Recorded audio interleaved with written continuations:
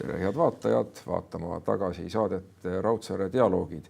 Ja täna me räägime millestki, mis on, ma arvan, nii vana kui inimkond. See on muusika. Mul on väga hea meel tervitada meie tänast külalist Indrek Laul. Tervist, kes on pianist ja Estonia klaverivabriku omanik ja ma julgen öelda ka päästja. Sellest me saame kõigest rääkida. Aga meie vahel on nüüd tänase vestluse kolmas osaline, see on Estonia kontsertklaver postmargil ja see postmark on õnnestunud oivaliselt, nagu kui need klaverid on suurepärased ja see klaver on tõesti see kõige suurem mudel, mida te toodate. Jah, see on mudel Estonia 274, kontsertklaver. Ja mõni aeg tagasi väga sarnase klaveri sai Niguliste kirik endale, mille kinkis ehitusettevõtte Merko oma 35. sünnipäeva puhul. Aga too klaver on sellest klaverist natuke väiksem, aga ta näeb välja enam-vähem sama. Jah, kutsume teda ka kammerkontsertklaveriks. See on Estonia 225 ja need numbrid tähendavad pikkust. Et 274 on siis 2 meetrit ja 74 sentimeetrit, kui mõõtasid eest klaviatuurist taha ja 225 on siis 50 sentimeetrit tagant lühem.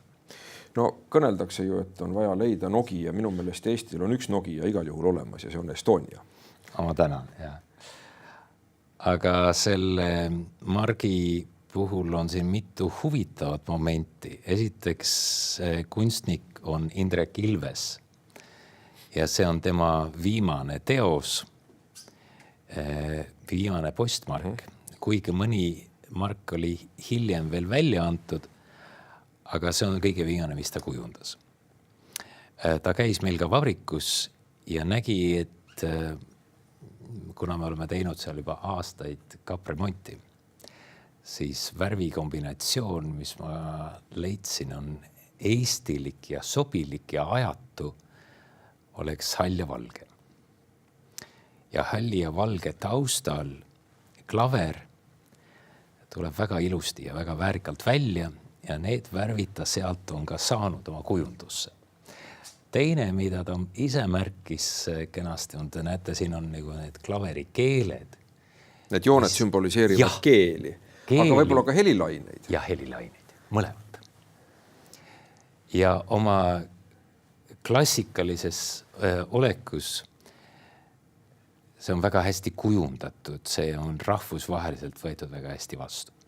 Ja, see on väga ilus, esteetika on vapustav ja loomulikult ka Estonia klaveri enda esteetika tuleb siit suurepäraselt välja. No kui ma ennist kõnelesin, et Estonia on minu jaoks nagu meie Nokia, meie enda üks tugev kaubamärk, siis ta on ju vana ajalooga kaubamärk, te teete neid klavereid Kalamajas, vabrikus, kus mul oli õnn käia natuke vähem kui 3 aastat tagasi ja kui ma seal käisin, see oli mulle vapustav elamus, sest mulle tulid meelde Eesti aegsed värkstoad, mida ma nägin veel 80ndatel aastatel, kui ma olin väikene poisik, kui olid samad mehed, samad tööriistad ja samad võtted, mida kasutati, et maas on höövlil laastud ja käib usin toksimine ja meisterdamine.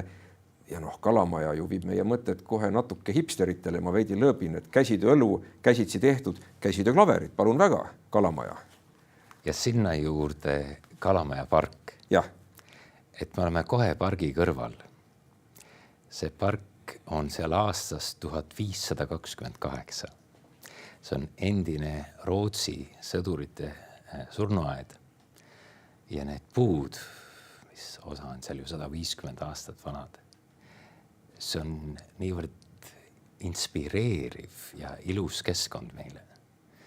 Et kui me seal mängime, muusikat teeme ja need helid kanduvad edasi parki ja tundub, et need puud kuulavad ja helisevad kaasa.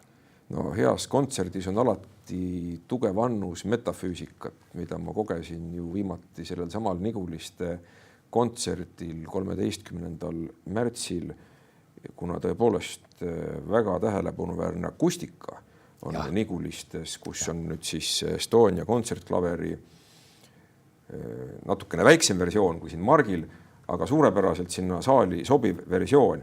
Aga kui ma nüüd tagasi tulen selle tehase juurde, siis ju Estonia ajalugu, klaveritööstuse ajalugu on märkimisväärne. Ta ulatub sajaeelsesse aega, juba 20. sajandi alguses tehti klavereid, kas just täpselt tolles kohas, ma ei oska öelda, aga Tallinnas tehti klavereid, kuid kindlasti siis, kui oli Nõukogude aja algus, oli juba seal see klaverivabrik ja see tegevus on kestnud tollest ajast tänapäevani.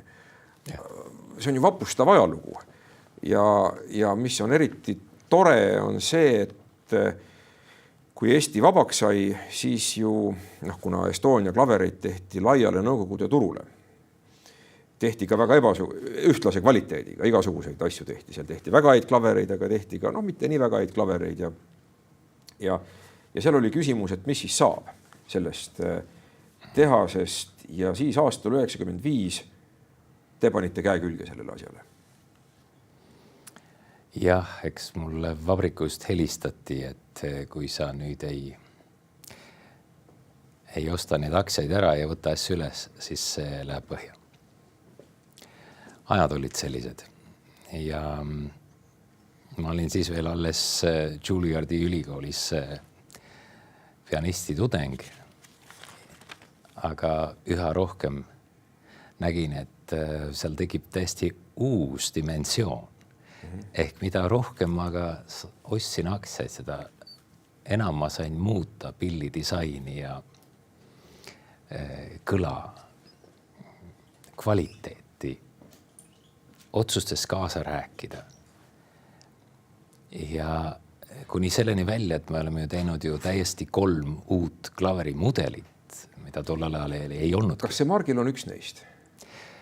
Margil on nüüd vanem, see on see kontsertklaver, mida omal ajal tehti, aga see on ka väga ümber disainitud. Klaveri mudelit tehes esimene asi, mida tehakse disainis, on malmraam.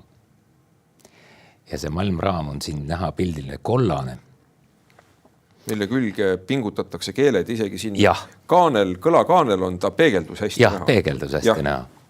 Ja malmraami disainidest hakkab peale selle pilli ümber vormimine ja selle kontsertklaari malmraam on ringi tehtud.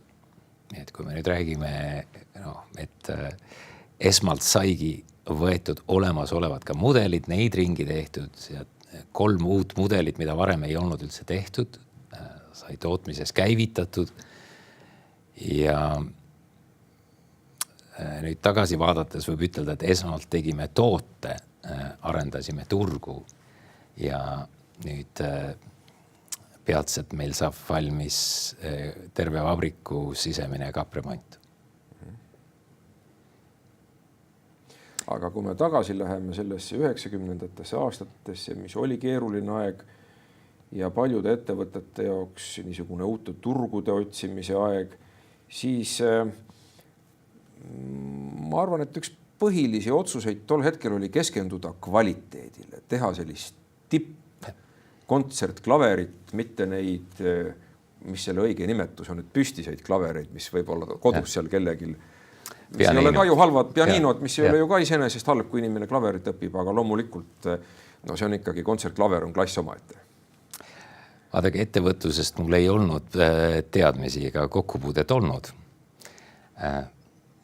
Aga kui ma nägin, et mida rohkem vabriku sellist vastutust hakkab minu peale tulema, siis ülikooli poisina, mis siis lähed, võtad raamatud, hakkad lugema.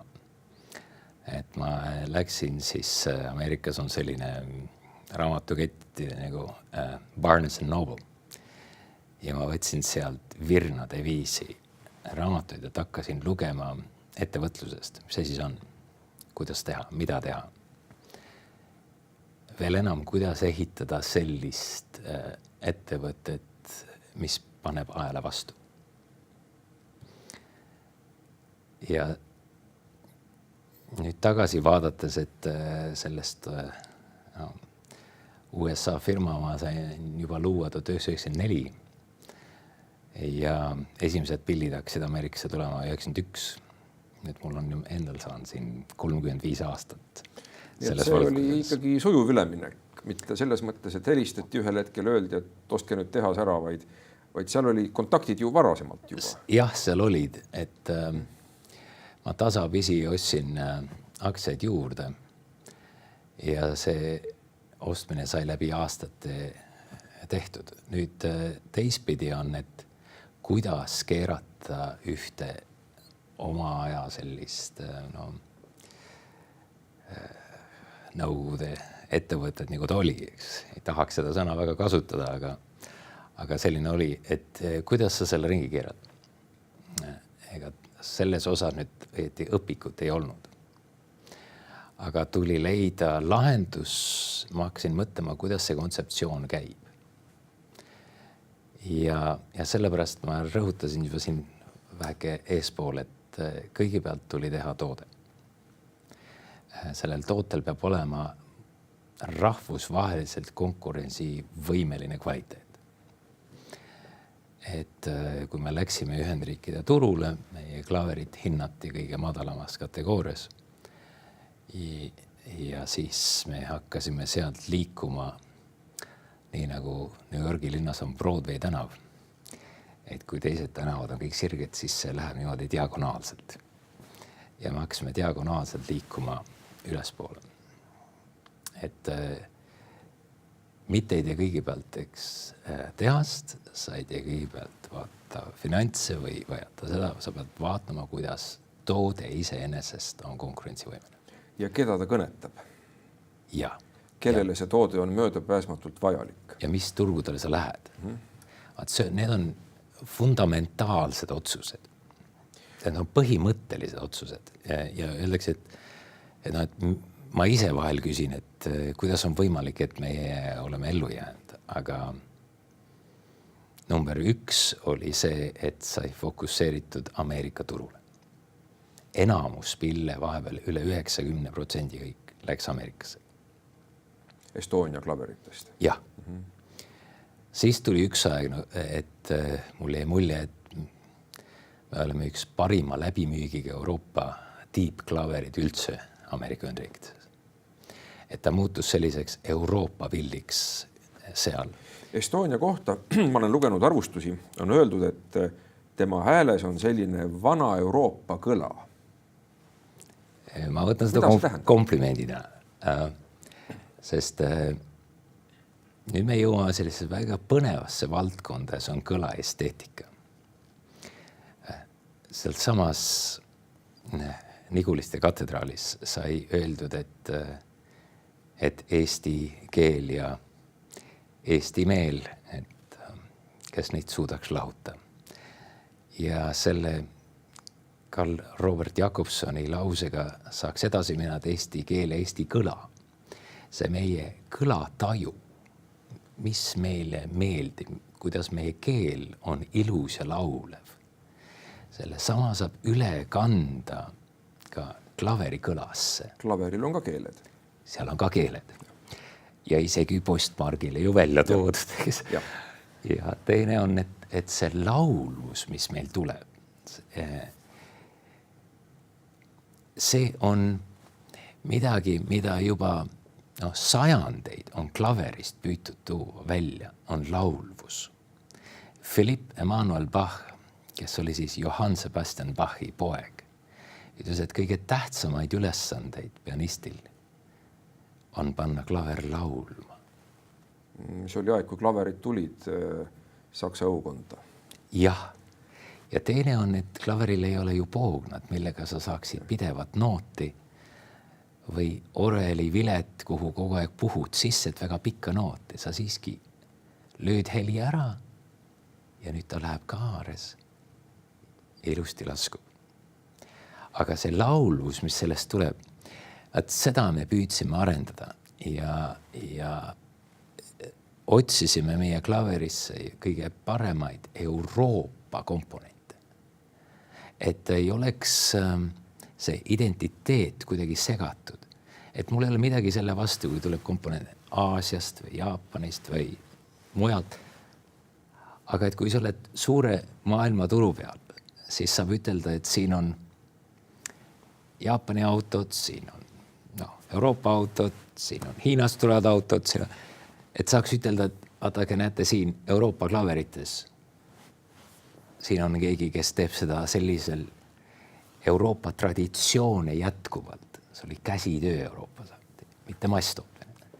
Ja Euroopa käsitöö parimatest komponentidest. Seda on näiteks, et kõlalaud, see materjal tuleb Austria alpidest. Ja seal on... See on kuusk. Jah, õige. Resonantskuusk, väga vanad kuused, mis aeglaselt kasvavad, sest tal peab olema vastav tihedus. Siis näiteks mehhanism, mis klaveri sees on, see tuleb Euroopa firmast, Euroopa tuntud tegija Steinway varustab meid mehhanismidega. Nad ei pane pahaks, et konkurent teeb neist paremaid klavereid. Sarnaselt auto... Teatud kategoorias. Jah, see on õige mõte, aga on huvitav välja tuua, et nagu autotööstuses tootjad sageli 11 aitavad ja teevad teistele komponente ja nii tuleb meile Steinwayst veel komponente. Aga sealt tuleb ka meil selline hea läbisaamine. Aga see on rohkem poodides ja turgudel, kui see siis konkurents tihedamalt lahti läheb.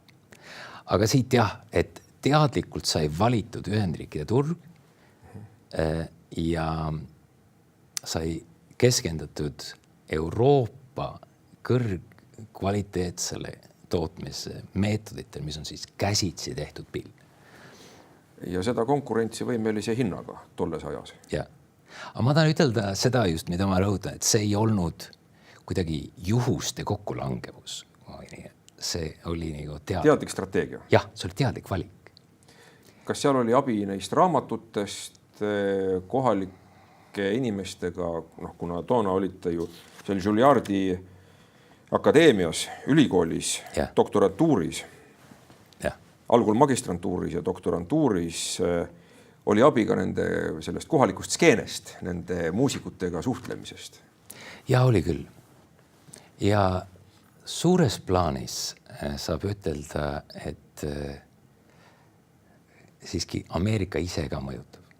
Kui sa seal oled, nendega koos õpid, sööd, kasvad, oled, sa tajud seda kultuuri, sa tajud, kuidas nendega käituda. Sealt edasi panna suures plaanis idakallas, läänekallas, keskelt kõik müüma meie klaverit. See tähendab, sa pead ennem neid mõistma. See on ju kolossaalne ülesanne, kuna ma olen ise Ameerikas käinud ja ma julgen öelda, et ma tean ainult pinnavirvendust, kuna regioonid on niivõrd erinevad. Ja, õige. Niivõrd erinevad. Väga. Kui võrrelda sealt Texast Portlandiga, Portland, Oregon, eks. Vägagi erinev. Aga siin on jälle see teine moment, et ma olen teinekord sellest kirjutanud, kui ma olen peaministriga käinud kuskil reisil, et me ei saa minna sinna koha peale kuskile ekspordi välismaa turgudele maailmas ja ütelda, et vaadaku, kui head mingi toodet me teeme. Esmalt teinekord tuleb neid mõista. Kui sa tajud, kuidas need kultuurid seal töötavad ja saad aru, kuidas see käib, nüüd sa saad pakkuda midagi, mida võib-olla nemad tahavad. Nad tahavad seda osta. Sest nendel oli Ühendriikides, ma panin tähele, te märkisite ära, et meil on vanema või see oli niisugust kaasaegset kõla, kaasaegseid meetodeid, aga sellist vanemat, ma ütleks soojemad, ilusamad, pehmemad, seda ma tahtsin tuua välja. Kuidas me saaksime vaatajale võrrelda seda kaasaegset kõla ja soojemat kõla? Mulle endale tuleb üks väike võrdlus, aga see on võib-olla natuke vale võrdlus pähe. Kui me mõtleme LED-lampidele, mõned lampid on sooja valgusega, mõned on sellise külma valgusega, väga heledad, nii nagu on seal kosmeetikalettides on vaja tugevat valgustatust, et teatud eksponaate välja tuua. Kas see on väga vale võrdlus? See on väga põnev ja õige võrdlus, sest näiteks isegi no Notre Dame'i katedraalis, seal nüüd, kus meie pill on ju nende ainukene uus pill ja ma sain pikalt olla seal katedraali sees ja ma väga vaatasin nende valgustust. See on hästi läbimõeldud. Ja neid pilte ma näitasin ka meie Niguliste inimestele. Et kuidas tehakse katedraali valgustust ja proovisin selleks reedeks, kui oli klaveri esitluskontsert, sarnast valgusefekti saavutada. See tähendab, et katedraal väga kõrgete lagedega ülevalt poolt on valgustatud ja alt poolt on vähem. Et alt poolt on rahulikum, sumedam ja ülespool on valgustatud. Ka klaveris võib niimoodi ütelda, et ülemised noodid peavad ilusti helisema ja siiski särama. Nad ei tohi olla liiga tuhmid. Sest muidu sa vaatad nagu sinna üles ja veidi tume ja kõle isegi. Aga kui ülevalt on ilusti valgustatud, see on väga kena. Teine, alt poolt peab olema pill selline sujuvalt pehme ja kena laulusega. Et ei ole palju teravusi sees. Ja nii ma panin ka tähele sellist kollakamat, pehmemat valgust kasutada. Aga siis panna ka valgusi niimoodi, et ei oleks neid pirne otseselt väga näha ja silma. Just, õige. No mulle tuleb meelde kohe ka Familia Sagrada valgustatus. Mulle tuli praegu see silme, et kus Antonio Gaudi, kellel on nüüd 100. surma-aastapäev, mille puhul nad saavad selle katedraali ometi kord valmis. Enam-vähem. Planeeris ka nii, et on õhtutoonid ja hommikutoonid, millest ühed on külmad ja teised on soojad. Ja. Või külmemaad ja teised on soojamaad, ütleme nii, kuna natuke on mõlemat kummaski. Mul on hea meel, et me sellest räägime, sest kontserdi ajaks tuleks vaadata valgust üle, et kui üks on teenistuslik valgus, no näiteks selline, kus on siis vaja kas laululehte näha või niimoodi, siis teine on siiski kontserdil, kus peab tekkima teatud varjud ja selline väga sügav atmosfäär, et sa saad olla selles muusikas mõtetes kaasa hingata. See ei ole midagi väga elitaarset, kui me räägime praegu niisugusest kõrgklassi muusikast, mis on väga nõudlik mõnikord kuulajale, instrumendi osas, interpreedile. Sellel on otsesed seosed meie kõigi igapäevaeluga. Muide, ja ma kohe seletan, mida ma mõtlen. Ja. See sama kontsert Nigulistes, kus siis esitleti uut Estonia kontsertklaverit, algas Pärdi teosega. Ja see oli, mis selle teose nimi oli? Alinale, mis on tema, võiks öelda, põhiteos, kui me mõtleme Tintinnambuli stiili kujunemisele. Ja. Mis on selle stiili kõige olulisem omadus? On see, et seal nootide vahel on pausid. Pärt tähtsustab pause. Ja ka me oma elus peame oskama teha pause. Jaapanlastel on selline mõiste nagu maa. Ja muusikas see väljendubki selles, et nootide vahel peab olema paus, mis annab nendel nootidel paremini kõlada. Ja seda oli nauditav kuulata selle sama Pärdi teose esitluses seal Nigulistes, kus tõesti need noodid kõlasid suurepäraselt. Aga oma igapäevases elus me peame suutma vahepeal, nagu ütles meie hea loodusemees Fred Jüssi, võtma aega mõlutamiseks. Ja miks ma sellest räägin, on see, et minu meelest see, mismoodi te olete nüüd suutnud miksida ettevõtlust ja muusikat, õpetab meile nii mõndagi, mitte ainult ettevõtluse kohta, vaid ka elamise kohta tervikuna. Aitäh, kui nii ütlete, samas need ei olegi nii erinevad nähtused. Ma olen sageli toonud välja, et klaveri häälestus on ju tempereeritud häälestus. tempereeritud häälestus tähendab seda, et ükski kvart ega kvint ei ole nüüd õieti puhas. Nad on kõik vähekene mustad. Aga kokku terviku pildi ta annab selle, et sa saad kõikides helistikes olla ja mängida. Mida see tähendab? See tähendab seda, et kui seal, ja muide vahel tehakse, et häälestatakse klaver perfektselt, siis selline Mozarti klaverikontsert A-tuur kõlab fantastiliselt ilusasti, aga teatud helistikesse ei saa minna, sest need on täiesti ära. Kui nüüd elus paralleeli tuua, siis kui sa mõnele asjale võib-olla ülimalt kontsentreerud, siis võib juhtuda, et mõni teine külg elus on nii, et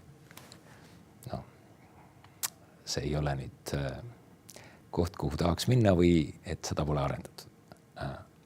Tempereeritud tähendabki see, et vähekene on seda ja teist ja kolmandat ja neljandat, aga sa vaatad suurt pilti. Ma küsin siia vahel, on üks muusikapala, mille nimi on hästi tempereeritud klaver. Mida see siis tähendab, kui ta on hästi tempereeritud? See oligi Bachi mõte tutvustada sellist tempereeritud häälestust. Mis oli toona uudne? Mis oli toona uudne. Sellepärast nad ei saanud teatud helistikesse minna. Nüüd huumoriga pooleks, näiteks kui keegi on väga-väga pühendanud oma tööle, siis võib-olla ta ei oska üldse süüa teha. Toon nüüd näite. Ja. Näiteks proua Ginsburg, kes oli ju legendaarne Ameerika ülemkohtu liige, siis tema mainis, et ma olen nii pühendanud oma tööle ja kõik. Samas mul abikaasa oskab süüa teha ja meil on tööde jaotus. Ma nüüd nagu toon elulisi näiteid, et kui ollakse nagu, millelegi ajad väga perfektseks selle, mis sa teed. Ja see võib-olla ülemkohtu liige Ühendriikides on siiski midagi väga erilist. Siis võib teine külg olla midagi sellist, mis ta tunnistab, ütleb, et seda teise külliga ma ei ole jõudnud tegeleda. Nüüd tempereeritud tähendab seda natukene, et sa võid siis minna kõikidesse klaveri helidesse ja helistikesse. Aga ega see ju veel ei tähenda, et midagi ei oleks võimalik kõikega saavutada. Aga see tempereerimine teatud määral nagu toob selle näite. Siis klaveri puhul olen teist toon näidet, et on malmraami all kõlalaud. Selleks, et heli kannaks kenasti edasi, tal on vaja kõlalauda ja midagi, mis võimendab selle heli, paneb kaasa helisema. Aga kõlalaud heliseb siis hästi, kui ta on väikses kuplis. Kas ta on pinge all või ta on lõigatud sellisesse kujusse? Ta on pinge all. Pinge all, jah. Ta on päris kohe pandud pinge alla. Et kui sa võtad näiteks selle laua siin praegu, siin ei ole pinget, ta on sile. Aga kui saaks äärtest painutada teda alla, tal tekib kuppel. Klaveri kuppel peaks olema umbes keskelt mõõdetuna 1 sentimeeter. Et ta on kogu aeg pinges. Kui seal on pinge, siis see heli kandub. Kui seda pinget ei ole ja ta on lame, siis see heli ei jõua saali. Tal ei ole laulvust. Sellise pilli võib maha kanda. Aga vajadusel saab teda remontida. Jah. Kas seda tehakse? Kas te ka remondite pilli? Jah, seda saab remontida. Aga ma ei taha mõttekäigu katkestada. Sa pidi jõudma praegu. Aga mõte on selles, et näiteks Ühendriikides oli kohe selline vahend, et sa näitad kahelt poolt pingutades kõlalauda, kuidas tekib kuppel ja keskel on pandud helihark. Ja siis nüüd see heli kandub edasi, sest tal on pinge. Ja meil on käinud vabrikus ka Ameerikast kongressmene, nii vabariiklasi kui demokraate. Ja ma olen nendele siis seal ka niimoodi kenasti näidanud, et kui me siis nüüd pingutame seda, siis see pinge, mis tekib kongressis, kuskilt otsast aitab ka seda sõnumit levitada. Aga samas see pinge peab olema sedavõrd nii-öelda tervislik, et sa opereeritud hästi. Ja, et sa ei tohi nüüd nii kõvasti, et sa murrad ära. Kui sa ära murrad, siis see süsteem ei tööta enam. See on väga hea võrdlus. Mulle meeldib veel üks võrdlus, mis te toonud olete. See on juhtimise kohta. Ja tsitaat on umbes selline. Juht loob häälestuse, mille järgi kõik teised toimivad organisatsioonis. Nii see on, jah. Sellepärast on juhi valik väga-väga oluline. See on üllatav sümfooniaorkestritega näiteks, et sul on ju sama kollektiiv ja sa võid erinevatel õhtutel kuulata eri dirigente ja vahel on selline tunne, et mängib teine orkester. Siis sa näed, mis on koheselt ühe päeva küsimus on dirigendi kunst. Kuidas sa paned inimesed mängima, kaasama, kaasa helisema? See ei ole ainult teose tundmine. See on oskus tekitada sellest kontserdist sündmus. Jah. Mulle tuleb meelde Herbert von Karajan muidugi, kes on nähtus omaette dirigendina. Aga meil on ka ju vedanud, meil on väga palju häid ja andekaid dirigente, kes nüüd on ka maailmas. Paavo Järvi näiteks Londonis hakkab tegutsema, mis on ikkagi maailmaklassi sündmus. Täiesti nõus. Karajan on väga hea Mozarti dirigent siia juurde veel. Ja kui te teda mainite, siis näiteks Karajani dirigeeritud Mozarti Requiem. Ma pean seda üheks parimaks. Enne meie saadet ma vaatasin tema dirigeeritud Tšaikovski klaverikontserti, mida ta tegi ka väga hästi. Jah. Karajan muutis dirigeerimismaailma. Kuidas? Sellest on kirjutatud raamatutes. Ta oli väga innovaatiline, aga siia juurde tal tekkis ju ka selline maailmaklassi haare. Et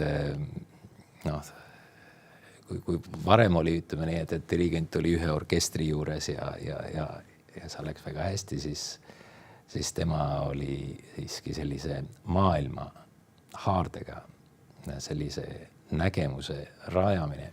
Ta tegi palju koostööd Sonyga, et läks plaadistamiseks, filmimiseks, eluaegne leping Berliini sümfooniaorkestriga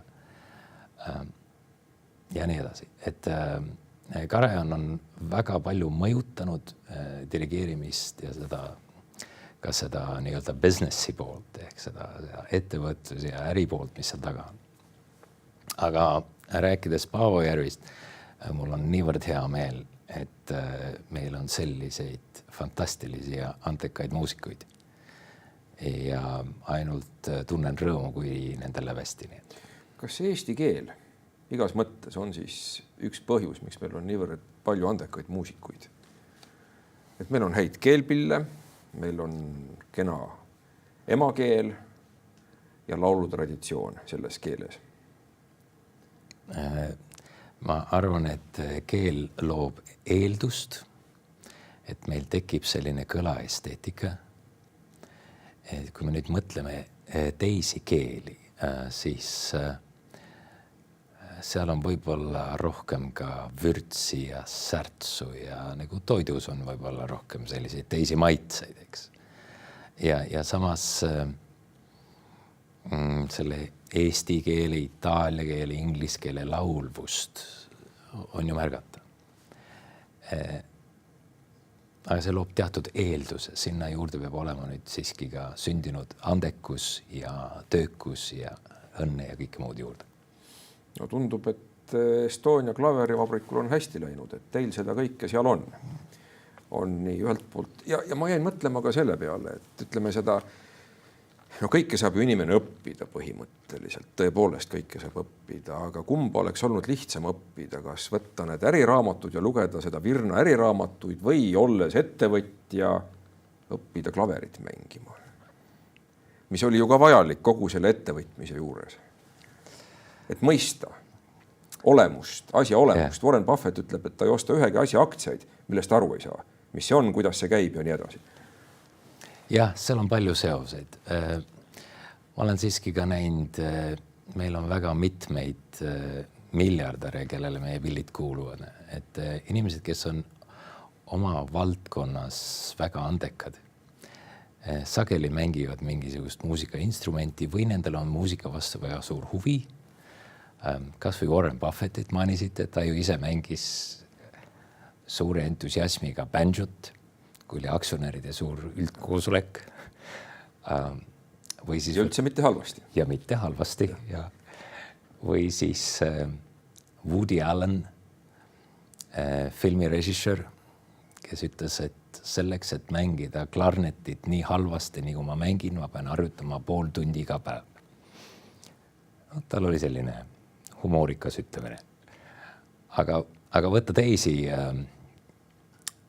Ameerika välisminister Condoleezza Rice klaverist mängib suurepäraselt, kontsertpianisti tasemel. Kontsertpianisti tasemel mängib orkestriga klaverikontserte. Siis Bill Clinton võis ju võtta saksofoni kätte ja on seda laval mänginud. Et siin on mitmeid selliseid näiteid tuua. Aga olen näinud ka teisi, näiteks viimasel ajal on palju meedias olnud Larry Ellison ja Ellisonide pere, kes siin teeb suuri tohutuid tehinguid. Larry Ellisonil mulle öeldi on meie klaver, nad valisid selle meie mudeli 20 ja öeldi ka, et võime ta nime mainida, et see oli juba mõnda aega tagasi ja siis ma saan aru, et on ostjad, kes ei soovi oma nime mainimist. Jah. Selge. Ja, tuleb ka näide. Aga siin oli üks näide, kus mulle öeldi, et abikaasa võtab klaveritunde ja see on ju tore mõelda niimoodi, et need pered, kes võivad valida ükskõik millist klaverit, millist suurust, millist nad soovivad, need võimalused on olemas, on siiski valinud meie Estonia pilli. Ja kui sa seal tundide viisi harjutad, siis see kogu aeg näed ju Estoniat klaviatuuriklahvil. See on üks viis, kuidas me saame ennast ja oleme ennast teinud suuremaks. Ja ei ole jäänud kahjuks meie saate lõpuni väga palju aega. Ja kas me saame siin anda mingisuguseid nõuandeid või mõtteid neile, kes tahavad teha Eestit suuremaks?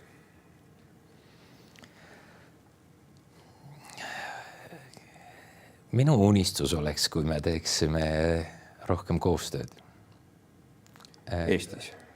Eestis ja need andekused, kes Eestis on, et oleks rohkem kokkuliitmist. See üheskoos tegemine on niivõrd suur rõõm.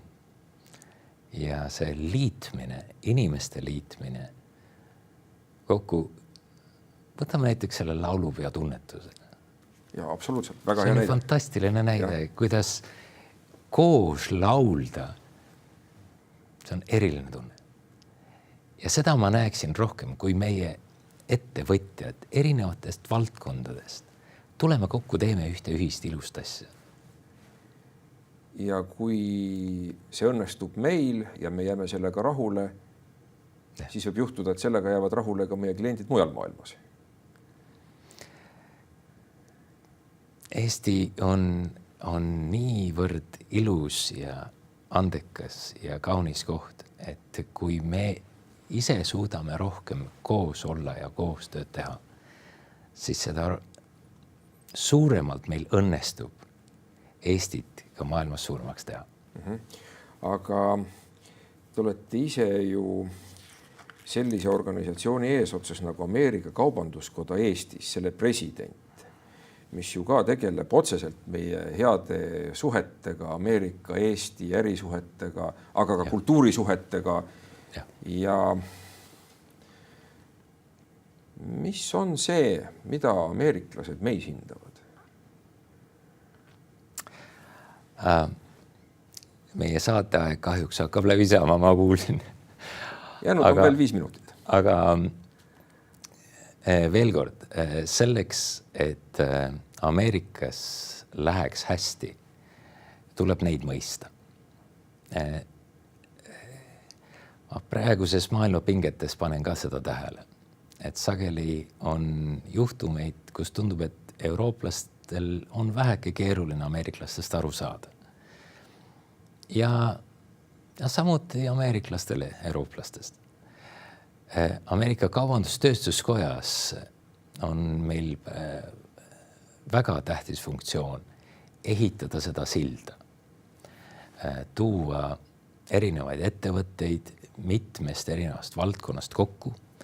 Seal on 6 algkomiteed päris, üks, mis tegeleb kaitsetööstusega, mis tegeleb tervishoiutööstusega, et tuua nüüd Ühendriikides, siin just hiljuti oli jälle kaitsetööstusvaldkonnas kokkusaamine, Ameerika suursaadik kutsus enda juurde ja nii Eesti ettevõtjad kui ka meie valitsuspoolelt saad kokku Ameerikas nüüd tulnud ettevõtjatega.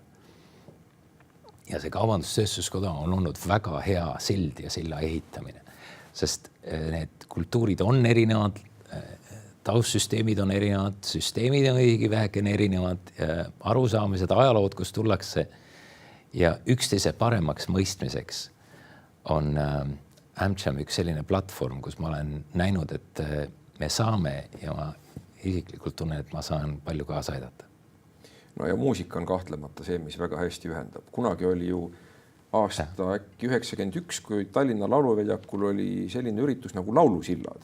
Nii et jah, muusika ühendab. Seal oli ka mustanahalisi spirituaalilauljad Ameerikast, ma mäletan, üks väga tuntud laulu looja, helilooja, kelle nimi mul kahjuks ei tule hetkel meelde. Aga päris lõpetuseks ma meenutan mälupilti Estonia klaverivabrikust 3 aastat tagasi, kui seal oli siis doktor Jordan Peterson külas, kes istus klaveri taha ja ka mängis.